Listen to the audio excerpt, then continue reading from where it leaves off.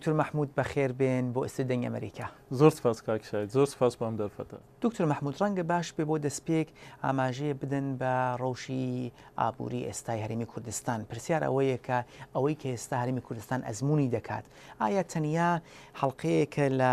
بازنەی ئابووری لە هەرێمی کوردستاندا کە هەڵکشان و داکشانی هەیە، وەک پێشتر لە 27 ساڵا ئەزمون کراوە کاتێ ڕۆژی ئابووری خراپ بوو، دوای باش بوو، دووبارە خراپ بووتەوە و بە شێوازێک وەک وتنی منحەنیەکە نۆرماڵ لە ئابووری کوردستاندا، یا ئەمە نیشانەی قەیرانێکی گەورەیە کە ڕەنگە دەربازبوون لێ ئەو ئاسان نەبێت؟ کاک شاید ئەوە زۆر ئاساییە لە هەموو ئابووریەک کە کاتێک زۆر بەرە و گەشە دەڕواتن یاخود بەرە و هەلکیشان دەڕواتن، ئەمە دایمەن ڕوو دەداتن کە ئابووریەکە بەرەو داکشان بچیتن. ئەمە نەک لە کوردستان، لە هەموو شوێنێکی دنیا ئەم ڕووداوە ڕووی داوە. داکشانی زۆر گەورەمان هەبووە لە وڵاتانی تر، بۆ نمونە لە ساڵی 1929 لە ئەوروپا و داکشانە هەبووە کە یەکێک لە هۆکارەکانیش بووە کە جەنگی جیهانی دووەمی دەست پێ کردووە. ئەنێ ئەوە زۆر ئاساییە کە داکشانەکە زۆر گەورە بێتن، بەڵام ئەوەی ئێستا لە کوردستانیش هەیە زۆر هۆکار هەن لەوانەیە داکشانەکە زیاتر بکەن، هۆکارە سیاسیەکان کە ئەوانەش تەسیریان لەسەر هەیە. بەڵام ئەوەی کە داکشانەکە کەی کۆتایی دێتن، ئەوە ڕاستی پێویستی بە یەکەم جار پێویستی بە سیاسەتی ئابووری سەرکەوتوو هەیە، وڵایانی تریش لایەنی سیاسیە کە ئەوە خۆمان دەبینین کێشێکی گەورە ئێستا هەرێمی کوردستان تیاە پێویستی بە چارەسەرێکی خێرا هەیە. کەواتە بەڕای ئێوە ئەمە قەیرانێکی گەورەی ئابووری نییە کە دەتوانێت بێتە هۆی گۆڕانکاریی جددی هەم لە قەوارەی سیاسی هەم لە پێکاتی کۆمەڵاتی لە کوردستاندا. ئەوە کێشەکە زۆر ئەگەر مەبەستت کێشە سیاسیەکان ناوخۆی هەرێمی کوردستان، ئەوەش ینی تەسیری هەیە. بۆ نمونە ئەو حاڵەتە ئێستا لە کوردستان تێدایە خەڵک ناڕازیە لە دەسەڵاتەکان. دایمەن ئەو هەیە کە خەڵکانێکیان بەشێک لە خەڵکێکیان هەموو خەڵکێکە لە دەسەڵاتێک ناڕازی بن، ئەوانە دایمەن هۆکارەکە اقتصادیە، ئابووریە، ینی سیاست مەدارەکان بە وەکو بڵێن ئابووری دەستی سیاست مەدارەکانە. ینی ئەوانە ئەو بەو شوەیە ئەوانە وڵات ئابووری وڵات ئیدارە دەکەن، تەسیری ڕاستەوخۆی هەیە لەسەر ژیانی خەڵک و ئەمەش تەسیری هەیە لەسەر هەندێک خەلکانێک ژیانی کە زۆر ڕەچاوی ئەوە دەکەن کە ژیانی ئابووریان چۆنە، دەبی سیاست مەدارەکانیش ئەوها ڕەچاوی ئەوان بکەن. دکتۆر مەحموود، بەگشتی ئێمە لە هەرێمی کوردستاندا دەتوانین باسی سیاسەتێکی ئابووری بکەین، ینی هەرێمی کوردستان و برسانی هەرێمی کوردستان سیاستێکی ئابووری ڕوونیان هەیە کە ئابووریناسی وەک جنابەت بتوانێت بە پێی هەڵسەنگاندنی ئەو سیاستە بڵێت کە ئەمە چەند دەتوانێت سەرکەوتوو بە یا شکست بهێنێت؟ ئەوە تۆزە قورسە لە هەرێمی کوردستان کاک شاید، چونکە کوردستان ئابووریەکی سربەخۆی نییە، بانکی ناوەندی سربەخۆی نییە. عادەتەن ئابووریەکان ئابووری وڵاتەکان دەکرێت کنترۆلی پێبگرێت بە ڕێگای سیاسەتەکانی ئابووری، بۆ سیاسەتی مانیتەری پۆلیسی، فیسکال پۆلیسی کە ئەوانە لە حکوومەتەکان هەیە. بەڵام ئێمە لە کوردستان ناتوانین ئەو سیاسەتانە پایڕاو بکەین، چونکە ئەمە بانکی ناوەندی خۆمان نییە، ئەوە لە ڕێگای حکوومەتی ناوەندی عێراق جێبەجێ دەکرێت. ئەمە ناتوانین برین نرخی سوود کەم و زیاد بکەین بۆ ئەوەی بۆ نەهێشتنی بێکاری، بۆ نمونە برین نرخی سوود کەم دەکەین بۆ ئەوەی پارەیەکی زۆرتر بچتە ناو بازار، هەوڵ بدرێ بێکاری کەم بکرێتەوە، بەگەرخستن زیاد بکرێت. ئەوە لە کوردستان ناکرێتن، یاخود سیاسەتی زیادکردنی باج و کەمکردنی باج، ئەمەش بە شێوەیەکی وا پتە و لە کوردستان ناکرێت جێبەجێ بکرێت، چونکە ئەمە ئابووریەکی سربەخۆنینە. لە گومرگەکان ئەمە دەسەڵاتمان نیە لەسەر گومرگەکان، چونکە ئەگەر بێت و ئەمە نرخی کەلوپەلێک گومرگ لەسەر کەلوپەلێک زیاد بکرێن، دەواازەی تر هەیە لە ناوخۆی عێراقن کە لە بەغداوە کەلوپەلەکە دێتن، کەواتە بازرگانی ناوخۆمان زەرمەند دەبیت و هیچ فایدەیەکیش لەو گۆڕینی نرخی باجەکان ناکرێت. با بڵین سیاسەتێکی ماڵی گشتیمان بۆ هەرێمی کوردستان نییە بە نسبەتی هەم نرخی بەهرەی با بڵین بانکیەوە، هەم ئەو زەریبەیە کە لە خەڵک دەسێنرێت لە بازرگانەکان لە خەڵک دەسێنرێت، هەم وەک ئەو شتێکی پێ دەکوترێ نرخی تعرفەی گومرکی، ئەوەی کە لە سنوورەکان لە بازرگان دەسێنرێت. ئەوەمان لە هەرێمی کوردستاندا نییە. ئەوە هەمانە، بەڵام بە شوەیەکی پتە و جێبەجێ ناکرێت. بۆ نمونە سیاسەتی نرخی بەهرە ئەوە دەکرێت هەبێتن ببورە، ئەوە ناکرێتن وا بە ئاسانی هەبێت لە کوردستان، چونکە ئەمە ستۆک مارکێتیشمان نییە، ینی ئەوەش زۆر پێکەوە بەستراون بەڵام باش لەسەر بازرگانەکان ئەوە دەکرێت لە کوردستان بەڵام بە شێوەیەکی گونجاو پەیڕەو نەکراوە ئەوە تەنها سیاسەتێکی کە دەکرێت زۆر بە ئاسانی جێبەجێ بکرێت کوردستان لایەنی تر کە جەناب باستان کرد سیاسەتی گومرگەکان ئەوە زۆر قورسە بۆ هەرمی کوردستان کە جێبەجێ بکرێتن بۆچی یعنی من پرسیارم ئەوەیە ئەگەر بفەرمونون بەهۆی ئەوە ئەمە دەسەڵاتی کوردستان دەسەڵاتێکی بەمانای با بڵێن ڕوونەکەی دەڕاتی سربەخۆنیە و ئەمانە لە چوارچەی سیاستی عێراقی دەمانە پێدا دەکات سیاستی عێراقی بە تاکید خۆی با بڵێن وەک پەکەیجێکی سیاسەتی ماڵی هەیە بۆ ئەم بوارانە کوردستان ئەوەی پەیرەو کردووە لانی کەم ئەو سیاسەکە لە بەغداوە هاتووە یاننا دەکرێت بڵێن ئەوەی پەیڕەو کردوە چونکە ناچارە پەیڕەوی بکاتن بۆ نمونە ئەمە بڵێن بازرگانێک هەیە کە ئەم مێزە لە دەرەوە دێنتە کوردستان ئەمە بڵێن ئەمە لە ناوخۆ ئەو مێزە دروست دەکەین پێویستمان پێ نییە بە نرخی لەسەردا بنین بۆ ئەوەی بازرگانی خۆمالی یان برێن بزنسمانی خۆمانی بتوانێت ئەوی شەی بکە چونکە هەلیکار هەیە لە کوردستان لە ڕێگای ئەو مێزەوە کە لای خۆمان دروست دەکرێت ئەگەر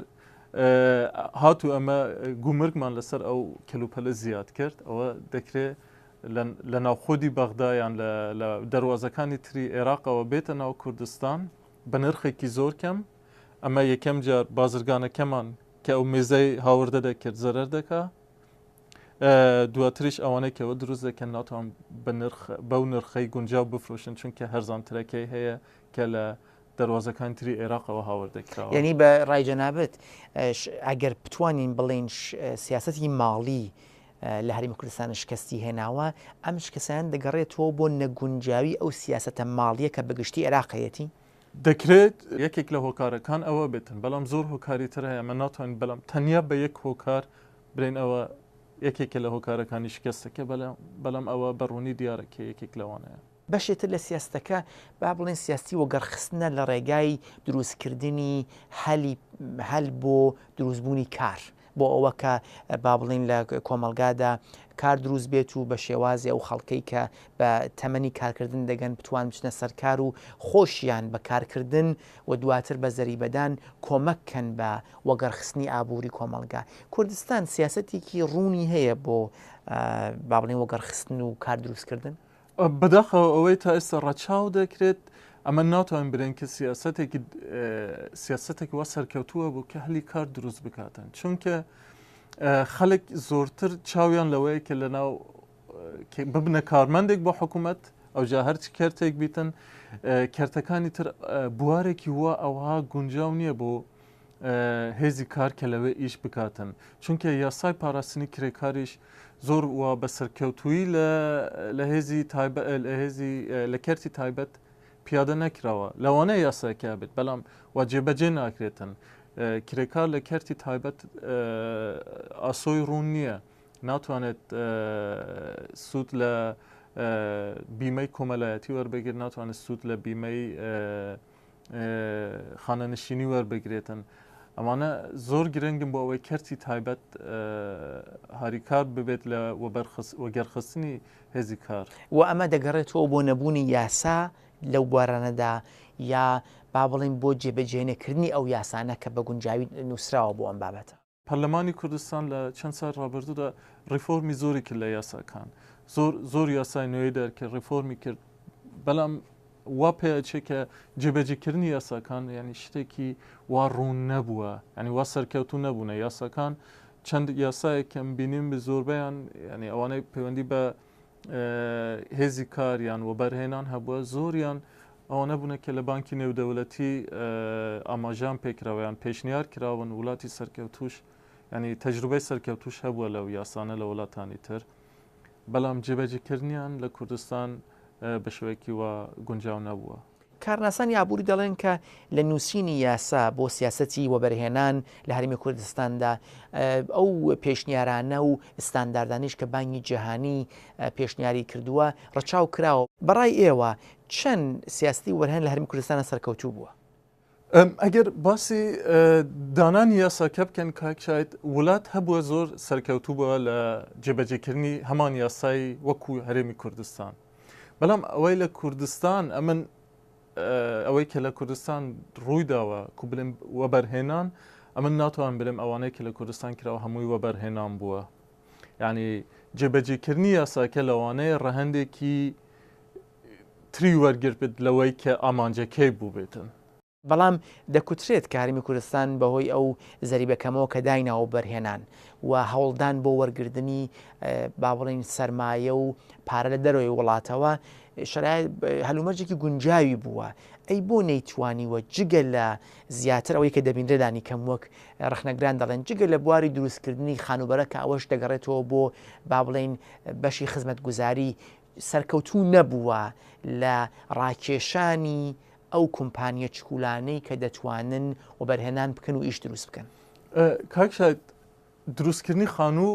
وەکو وەبەرهێنە ناچتە چوارچەوەی وەبەرهێنانەوە. ئەگەر ئێمە سەیری ئامارەکان بکەین زۆربەی زۆری ئەو پارەیەک وەبەرهێنان تێکراوە زۆربەی لە خانوبەرە بووە. ئەمە بە هیچ شێوەیەک ئەوە سیستەمێکی وڵاتێکی سۆشیالیستە کە پێشتر لە پۆلەندا لە ئەلمانیای ڕۆژهەڵات ئەوان شتانە کراون خانوو بۆ هاوڵاتیان دروست بکەن و پێیان بدەن. ئەمە بەلای منەوە ئەمن ناتوان پێ برێم ئەوانە وەبەرهێنانن کە کراون. ئەوانە زۆرتر خەڵکێکە بۆ سوودی لەو یاساییان کلێنە یاساییای وەرگرتووە کە توانیت شتێک دروست بکە خانووەک دروست بکە پارەیەکی زۆر قازانجێکی زۆر لەو ڕێگا بکات. بەڵام ئەگەر بڵێن سەرمایەدار هات بیتن وایە یاساکان باش بوونە یاساکان ڕێگا خۆشکەر بوونە بەڵام ئەوان جێبەجێکردنی یاساکان یاخۆ سیاسەتی دروستکردنی ئیمەیج ینی شتێکی ڕوویەکی ڕوونی کوردستان پێشانی دەرەوە بدەن ئەوە زۆر زعیف بووە لە کوردستانەوە. ئەو چونکە ئەگەر ئێمە سەیریکەن ئەو کۆمپانیانش کە هاتوونە ئەگەر برێن وەبەرهێنانیان کردووە ینی ڕاستیەکەی وەبەرهێنانیان بواری خانوبەرە نەبووە ئەوە زۆربیان کۆمپانیای زۆر گەورەنە یاخود بڵێن کۆمپانیای ترانسناشنال کۆپریشن ئەوانەنە ئەوانە پێویستیان بە یاسای پێویستیان بە چۆن بوو دەستەی وەبەرهێنان نیە ئەوانە ڕاستە خۆ کۆنتراکتەکان لەگەل وەزیرەکەیان دەگەر لایانی بالاترە. بەڵام ئێمە وەبەرهێنانی بیانی بۆچی باشە بۆ ئێمە چونکە پارەیەکی تر دێتن لە دەرەوەی کوردستان دێتە ناوخۆی کوردستان وەبەرهێنان دەکا ئەمەش باشترە کە کۆمپانیای سمۆل ئەند میدیەم ئێنتەرپرایسز بن کۆمپانیا بچکولەکان بن چونکە ئەوانە دەتوانن هەلی کار بۆ ناوخۆیەکان بدۆزنەوە ئەوانە دەتوان خبرەیەک بێنن ناوخودی کوردستان بەکاری بێنن بەڵام ئەوانە توانایان نییە بێن چونکە ڕیسکەکەی زۆرە بۆ ئەوان سیاسی یا ئاسایشی سیاسی و ئابووری بۆوان زۆرە. ئەوەی کە دەفەرمووی ئەگە کۆمپانیای چکولە بێ دەتوانین لەگەڵ خۆی تەکنۆلۆژی بێنێت و لەگەڵ ئەوەشدا کار دروست بکە بەهۆی ئەوە پێویستی بە کرێکار و کارمەند و پسپۆڕە بێت ئەوە یەنتە ئاراوە کە چەند لە بواری پەروەردە و زانکۆ ئێمە سەرکەوتوو بووین بۆ ئەوە کە زانکۆ توانیویەتی لە خزمەتی ئابووریدا بێت وە ئەو کەسانی کە دەچنە زانکۆ و دواتر لەو بوارەی کە با بڵین دەرس دەخوێنن وە کەسانێکی پسپۆڕ بێنە دەرەوە و لە خزمەتی برەوپەدان بە ئابووریدا بن. من وەکو ئەوەی دیارە لە کوردستان ئێستا زانکۆ ژمارەی زانکۆکان گەلێک زۆرە ینی ژمارەی دەرچۆی زانکۆش گەلێک زۆرە کاکشەوە هیچ وڵاتێک ینی ئەم ناتوان بریم هیچ زۆربەی وڵاتان شتیوا ڕوو ناداتن کە هەموو کەسێک یەکسەر بچتە زانکۆ جەنابەت خۆتان لە ئێران بوون کۆنکور هەیە لە ئێران کە هەر کەسێک ئەوەی دەرچی زۆر زۆر قرسە بوو ئەوەی ئەوانەی کە دەچنە زانکۆ ینی ژمارێکی زۆر باشی قوتابیان دەتوان بچنە زانکۆکان ناتوانێت هەموو کەسێک لە زانکۆ یەکسەرۆر بگیرێت ئەوەی لە کوردستان هەیە هەموو کەسێک دەتوانێت لە زانکۆ تایبەتەکان بخوێنێ چونکە ئەوانە چاویان لەوەیە بەو مەدرەکێک کە هەیەە چونکە مەدرک پێوەرە بۆ وەرگرتنی موچە لە کوردستان کە لەو یەکێک لەو دەمودەستگانە دامودەستگا حکومیەکان دامەزرن و موچەیەک وەربگرن بۆ بژێوی ژیانیان ینی ئەوەی زانکۆکان پلانی دروستبوونی زانکۆکان ڕێک نەخراوە لەگەر پێویستی بازار بۆ هێزی کار ئەمە لە کوردستان تەکنیشیان ینی کەسی کارامەمان نییە لە بواری تەکنیکی کە کۆمپانیای بچوک دێتە کوردستان لەبەرەوەی دە چونکە هێزی کار هەرزانترە لە کوردستان بیر لەوە دەکەنەوە بەڵام کە بێن ببینن هێزی کارەکە هەر گونجاو نیە وایە نرخ کەمترە بەڵام گونجاو نییە کەواتە ئەوە ڕیسکەکەیە کە بۆ ئەوان دروست دەبێتن. دەفەرمونی کە زیاتر چوون بۆ زانکۆ بۆ ئەوەیە کە شەهادەیە وەربگن و بەو شەهادە دابمەرزن. ئەم بەمانای ئەوەیە کە ئێمە جۆرێک ئەوەی کە پێی دەڵێن با بڵێن بێکاری شاراوەمان لە کوردستاندا هەیە وایە؟ بەڵێ ئەوە بە ڕێژەیەکی زۆر بە چاومان هەیە چونکە ئەگەر سەیری ئامارەکان بکەن ئەوانەی کە من ناتوان پشتڕاستی ئەم کەمە بەڵام نزیکەی زیاتر لە 50% هێزی کار لە حکوومەت ئیش دەکا ینی کارمەندی حکوومەتە ینی ئەمە دەتوان برن لە هەموو خێزانێک کارمەندێکی حکوومەت هەیە لە کوردستان. و ڕەنگە ئەوەش پێویست بەوە نەبیە کە ئەمانە لەو دایرەدا بن لەواقع هەر بۆ ئەوەیە کە بە شێوازێک نرخی ئەوانەی کە لەسەر کارن زیاتر بنوێنێت. بەڵێ کاک شاید ئەگەر کرێکار لە کۆمپانیەکیان لە دایرەیەک لە حەدێکی بەرچاو زیاتر بێتن نەک ئیشەکە باشتر ناکە بەلکو خراپتریشی دەکا ینی کەمتر بن لەوانە بەرهەمیان باشتر بێتن چونکە کە زیاد بوون لە ئابووری وا پێ دەرن کە منحەنیەکە بەرەو خوارێ دەچیتن کە کرێکار زیاتر بێتن بەرهەمەکە کەمتر دەبێتن چونکە مەجای ئیشکردن کەمتر دەبێتن زۆرتر بە شتی لاوەکی وەخواان خەریک دەکەن. زۆر چاکە. دکتۆر مەحموود مۆزوعێک با بڵێن دکتۆر مەحموود بابەتێکی کە گرنگە لێرەدا ئاماشی پێ بدەین ئەو شتێکە پێی دەکوترێ با بڵێن جیاوازی چینایەتی فارسی و تەنیش کافی تەبەقاتی ئەوەی کە لە کوردستاندا لە بەراورد لەگەڵ 27 ساڵ لەمەوە بەراکە دەسەڵاتێکی دۆفاکتۆی کوردی با بڵێن بە شێوازی ئیدارەکردنی کۆمەڵی گردووە ئەستۆ ئێستێمە جەماعەتێکی زۆر کەم بەڵام یەکجار دەوڵەمەندمان هەیە جا چه ئەوانەی کە بە شێوازە دەسەڵاتدا بەشدار بوون لە بۆ ماوەیەکی درێژیا کورد چه ئەوانەی کە وەک لەو کەلێنە یاسایانە کەڵکیان وەرگردووە و بۆ خۆیاندان بەرهێنیان کردووە یا لانی کەم خزمەت گوزاریان لە بواری خانوبەرەدا کردووە لە بواری نەوتا کردووە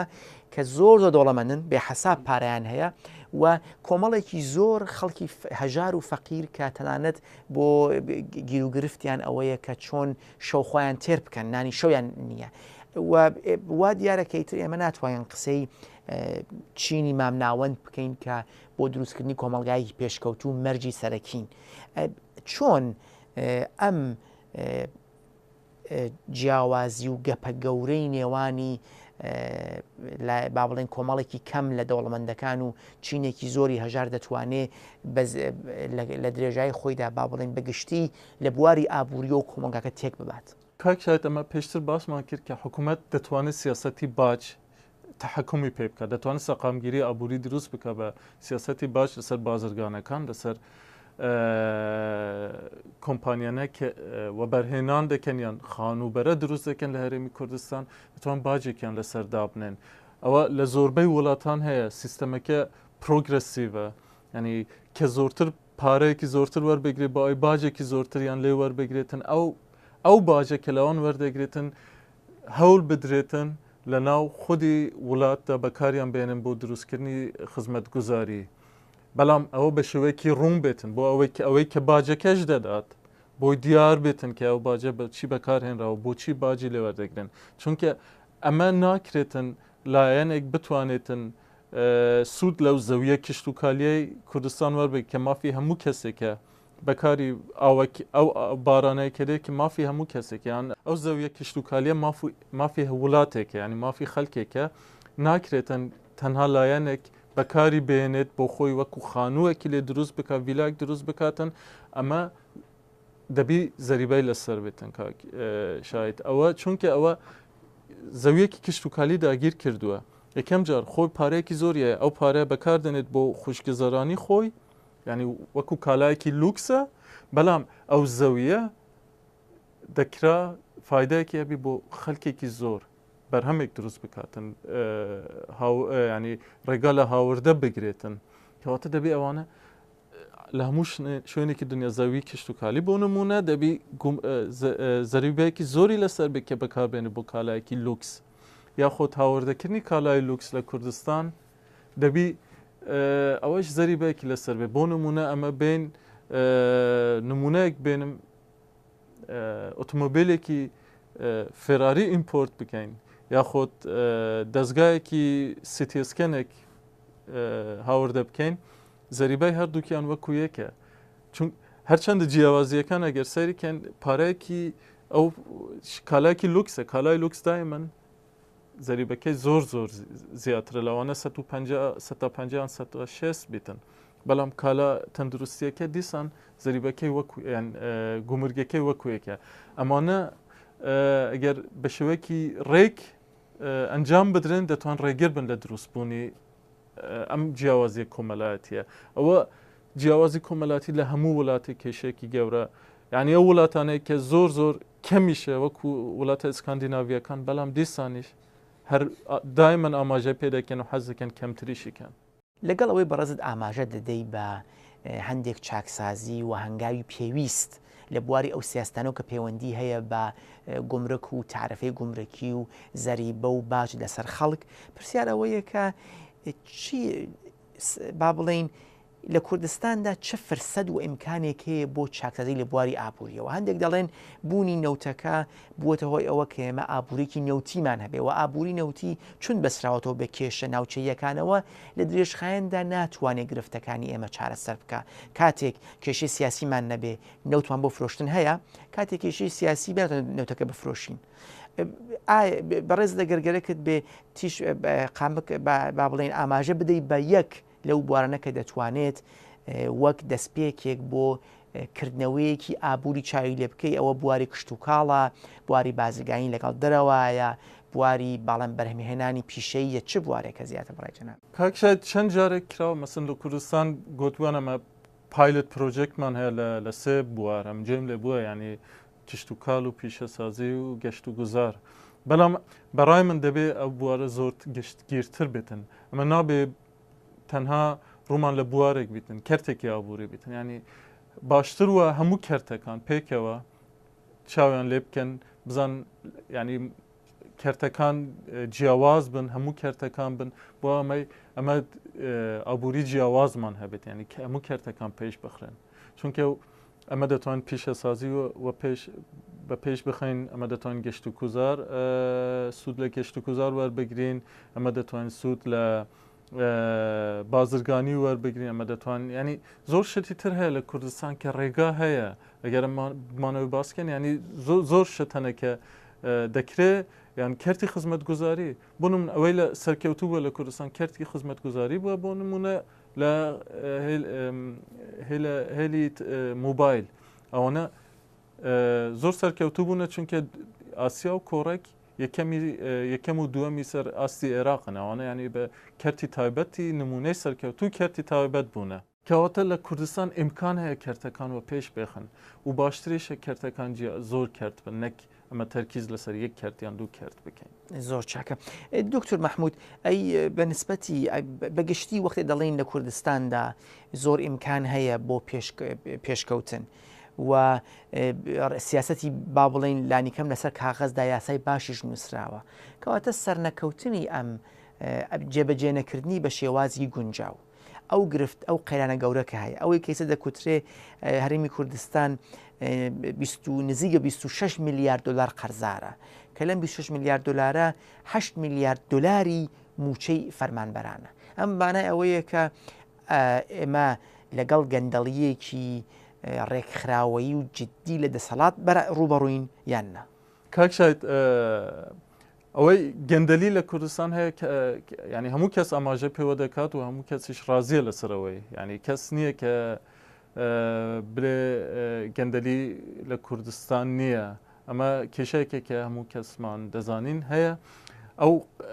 کێشە هەرە گەورەکەی تر لە کوردستانەوە کە ئەمە ئامارێکمان نییە ینی من ناتوان لێکۆلینەوەیەک لەسەر باردۆخەکە بکەین بزانین بۆچی ئەم قەرزە زۆرەمان هەیە لە کوردستان بەخۆی هەبوونی قەرز شتێکی ئاساییە هەر ئابووری قەرزی هەیە بەڵام ئەمە ناتوانین تحلیلێک بکەین ئەو قەرزە بۆچی وەرگیرا و لە چی بوارێک بەخەرج کراوە ئەمەش ئاساییە لەوانە حکوومەتی هەرێم حەز نەکات ئامارەکانیان ڕوون بکاتەوە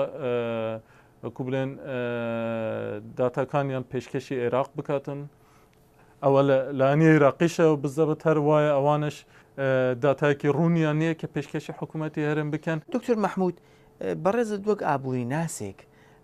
چەند بەوە گەشتبینیت کە هەرێمی کوردستان بتوانێت لە کورتخایەندا لەم قەیرانەی کە ئێستا تووشی بووە تێپەڕ بێت. بەخۆی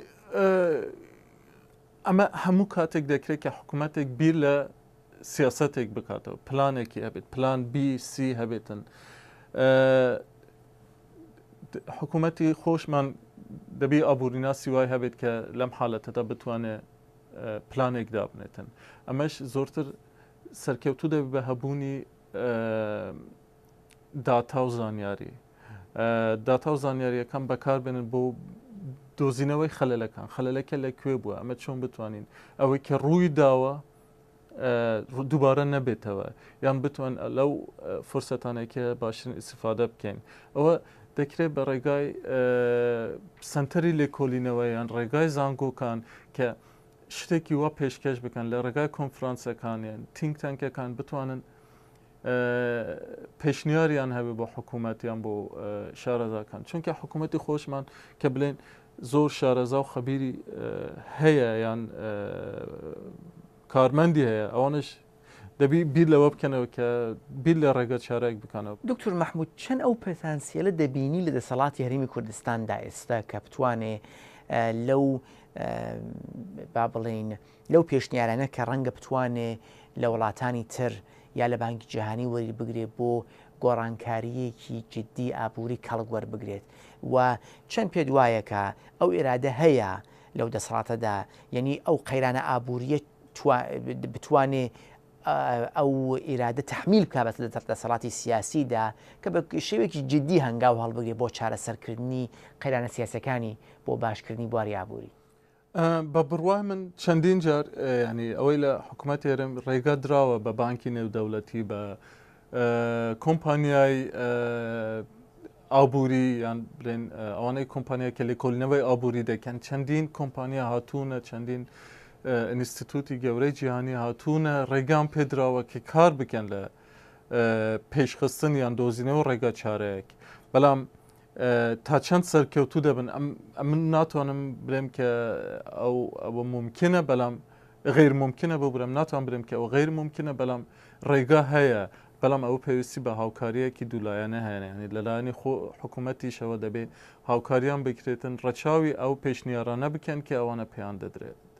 دکتۆر مەحموود، وە پرسیاری کۆتایی، ئەگەر بتانەوێ وەک ئابووری ناسێک چەند پێشنیار بدەن بە دەسەڵاتی هەرێمی کوردستان بۆ ئەوە کە لە کورتخایەندا گرفتە ئابووریەکان کەم بێتەوە لە درێژخایەندا بە شێوازێ پێشکەوتووی ئابووری ببینین، چه پێشنیارە دەکەن؟ کێشەی ئابووریەکان ئەوەیە کە بێکاری هەیە، ئێستا لە کوردستانیش بێکاری هەیە. ئەمە بۆ نمونە دەتوانین بە خێراترین ڕێگا کرێکاری بیانی لە کوردستان کەم بکەینەوە، چونکە ئەمە کرێکاری خۆمان بێکارە، ئەمە دەتوانین زۆر بە ڕێگایەکی خێرا بتوانین ئیشی کار بدۆزینەوە بۆ خۆمالیەکانمان، چونکە ئەمە کرێکارێکی زۆری بیانیمان لە هەرێمی کوردستانەوە. بۆ نمونەوە ڕێگای کە دەتوانین زۆر بە خێرایی تەسیرمان هەبێت لەسەر باری ئابووری هاوڵاتیان. ئەی بە نسبەتی شێوازی ئیدارەکردن دەسەڵات چی؟ پێتان وایە هیچ ڕێگایەکەی بۆ کەمکردنەوەی خەرجەکانی دەسەڵات لەو بوارندە کە نابێ خەرجی بکە بۆ گواستنەوەی بۆ ئەو جێگانی کە پێویستە؟ بودجەی هەرێمی کوردستان ئەوەی کە لە حکوومەتە زۆربەی هەر لە بەڕێوەبەراتیەکانی خۆیان سەرف دەکرێتن، چونکە حکوومەت دلی خەڵک ڕازی بکە، ینی بێکاری هەیە، دەتوانێت تەنە ڕێگایك ئێستا حالی حازریان باشتر ڕێگاوە کە خۆیان وبەریان بخات لە دام و دەستگەکانی حکوومەت، کەواتەوە فشارێکی زیاتر لەسەر شانی حکوومەت دروست دەکات، بەڵام هاوکاریان بکاتن کە ئەوانە کاریان بخوان بدۆزنەوە نەک ببنە کارمەندی حکوومەت. ئەوە زۆر ڕێگایکی سەرکەوتوو دەبێتن. ئەمەش دەبێتە وەکو ڕیفۆرمێک لە کەمکردنی خەرجیەکانی حکوومەت. دکتۆر مەحموود ئابووریناس، زۆر سپاس بۆ بەشداریتان لەم وتوێژەدا. زۆر سپاس کاک شاهید، زۆر خۆشحاڵم بۆم دەرخەت.